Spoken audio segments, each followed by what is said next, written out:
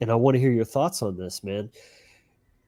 Do you think that the belief in authority gives more power to the dark occultist? Now, like, what I mean, that sounds obvious on its face, but what I mean is the dark occultists aren't really the ones that are in government necessarily. They're controlling it, right? But even if we lived in an anarchistic society where there was no state apparatus, they could probably still find a way to network, to organize, and to carry out events such as false flags and things like that and still manipulate people. But how much is really my question? Of course, it plays some effect, but to you, Will, how much do you think it makes it easier for them to do these particular kind of events and manipulation on that mass kind of mind control scale because the state exists? Fantastic. That's a fantastic concept and question. And in my opinion, I think government, the belief in human authority, is one of many platforms or religions that they can utilize.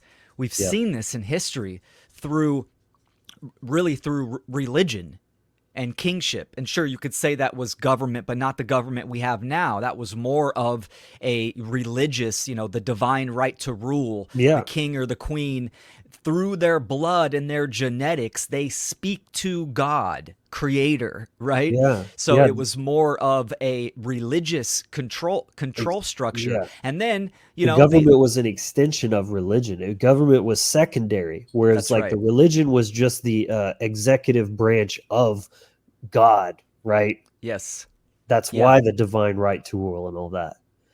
And it's interesting, and kind of operating in twos, meaning your primary and your secondary, which your secondary is kind of a fallback. So when the awareness starts to increase, then you can bring your secondary up and, problem, reaction, solution, uh, divine right to rule, kingship, that kind of stuff, it fades out, and then democracy fades in, classical government like we have now. And sure, there's still kings and queenships in some areas, but it has changed from what it was 1500s, 1400s, 1600s, etc.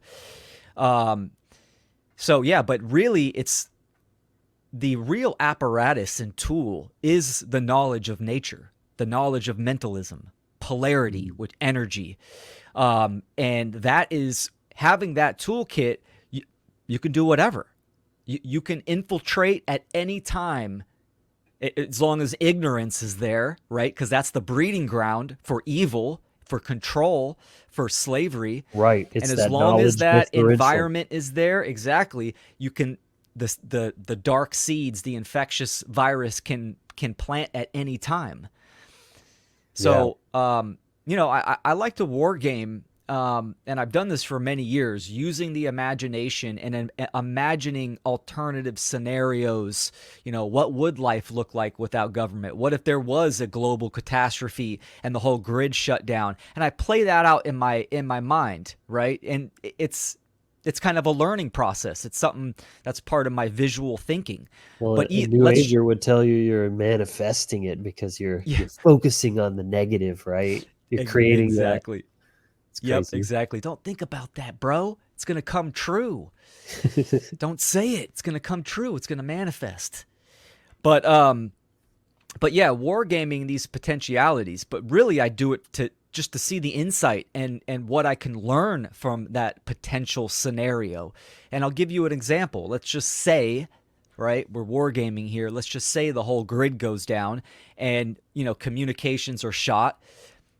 The one great work does not end, right? I mean, it would just include, like, literally probably horseback riding, going to village, educating people on moral principles and natural law. Because even then, the social engineers, because obviously they have that force and that monopoly of order followers, right? So it's all they have a large influence at all times. Doesn't matter if the grid goes down or not. They're going around to town, village, city to city, propagating whatever they want. still that education does not stop. It still continues. So Mhm. my point being that it's always in the garden of the mind, like you were talking about in the interview at the end, right?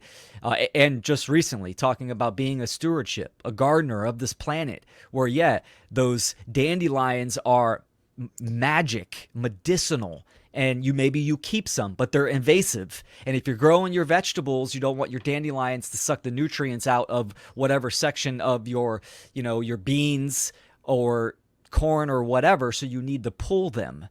So there is this symbiosis, there is this balance, homeostasis, just like you Mhm. were saying. Nature is always trying to find homeostasis, that middle Mhm. balance, which it almost represents the serpent, the Kundalini serpent going up the middle path.